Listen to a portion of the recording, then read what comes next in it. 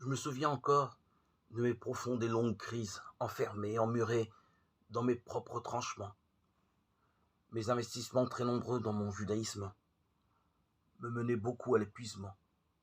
Je ne trouvais plus les mesures nécessaires pour trouver de l'énergie dans mes engagements. Je n'avais plus de substance. Je ne trouvais plus de force. Je n'avais plus le désir d'ascension, de soif de connaître Dieu. Le désir n'existait plus.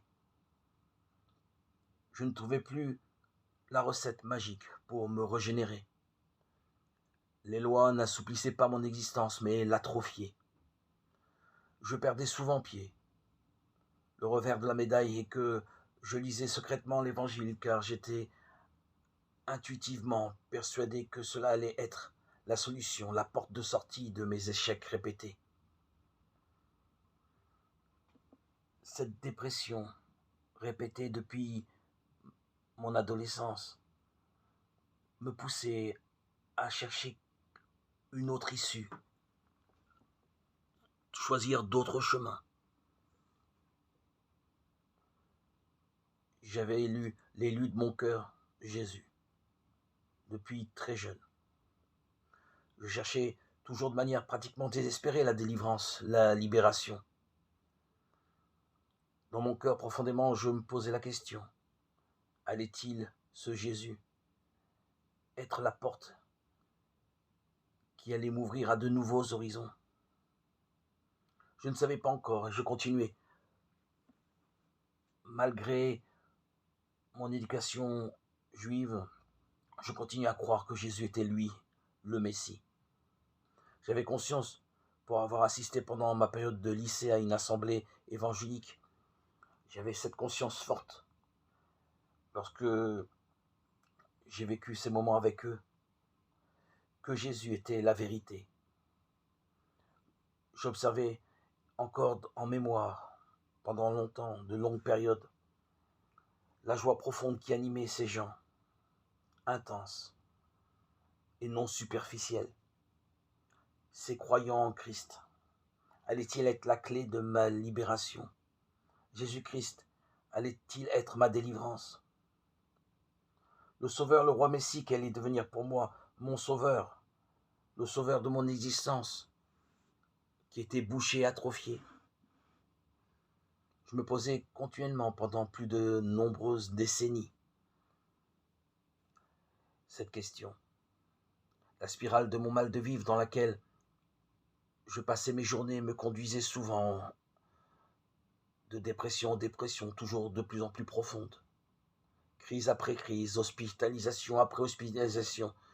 Malgré ma condition familiale confortable,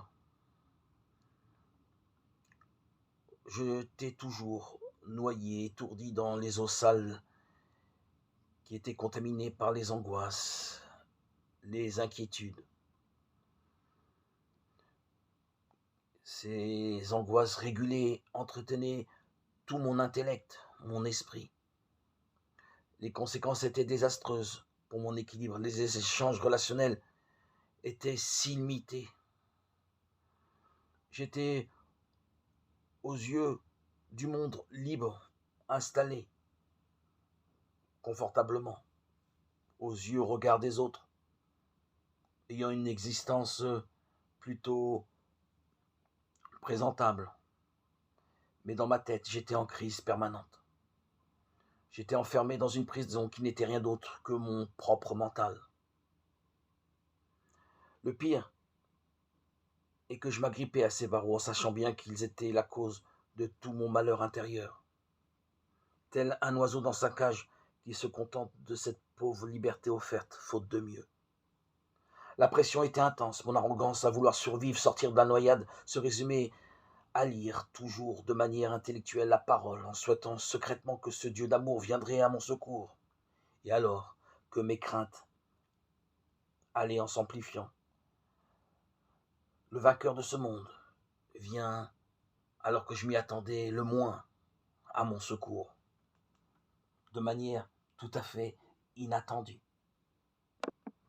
Son intervention fut de la inattendu. Alors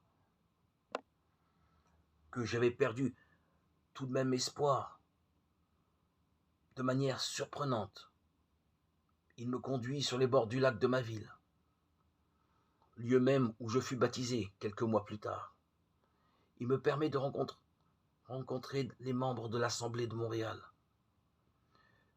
qui promettent à tous ceux qui croient en Jésus-Christ le baptême immédiat et sans aucune autre attente, quelle qu'elle soit.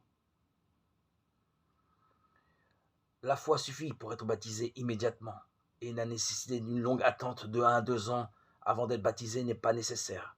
Voilà leur pensée, parmi tant d'autres. Je vous invite d'ailleurs à les connaître à travers la chaîne YouTube La Voix des disciples de Jésus-Christ. Cette chaîne vous conduira à comprendre la pensée, la doctrine de l'Évangile. Dieu débloque toutes nos souffrances immédiatement lorsque nous sommes baptisés. Pourquoi? J'en témoigne. L'Esprit Saint est venu à la sortie des eaux. Après mon immersion, force est de constater que semaine après semaine, jour après jour, mois après mois, ma vie intérieure s'est miraculeusement transformée en jardin d'Éden. J'étais rempli de la joie de Dieu, de l'Esprit de vérité qui a guéri tous mes maux, mes douleurs, mes souffrances psychiques, psychologiques se sont évaporées, dissoutes. Les ravages que ma bipolarité avait causés depuis ma préadolescence n'existaient plus.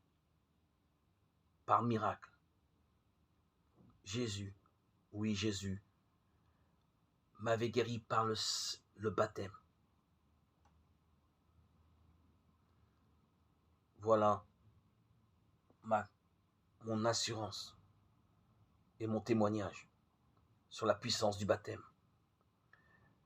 Les traitements et hospitalisations répétés qui ont jalonné mon existence à l'heure d'aujourd'hui, depuis le 26 septembre 2019, jour béni de mon baptême, ne sont plus. Aujourd'hui, mes déboires ne sont plus. Mes problèmes d'ordre psychique, ne sont plus. Par la grâce, la bonté de notre Seigneur Jésus qui est intervenu dans ma vie. Il peut vous aussi vous ouvrir toutes les portes. Bien sûr, la miséricorde, la bonté, l'amour de Dieu est pour toutes et pour tous ceux qui croient. L'amour de Dieu est gratuit et sa grâce ne dépend pas de nos œuvres. Je pense tout simplement que Dieu demande de notre part, malgré nos difficultés, pour ma part, malgré mes désordres mentaux, à savoir si j'allais lui rester fidèle, oui ou non. Il demande de notre part la fidélité. Il le savait bien sûr que j'allais le suivre. Vos pensées ne sont pas les miennes, annonce notre Créateur, mais je crois fermement que Jésus attendait que je lui donne pour réponse à mes crises, ma foi, ma croyance, que lui seul allait me sauver, me tendre la main. Je l'ai cru et il l'a fait.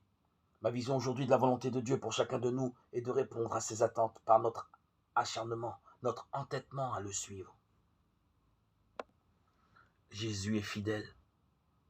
Il veut pour nous le meilleur. Son attente est que nous lui donnons la preuve de notre fidélité malgré les obstacles et enjeux qu'il nous donne de rencontrer. Et ainsi, son nom est-il glorifié à travers les âges, les siècles et les générations. Gloire à Dieu au plus haut des cieux, et paix sur la terre aux hommes qu'il aime. À toi, Seigneur, tout honneur et toute gloire pour les siècles des siècles.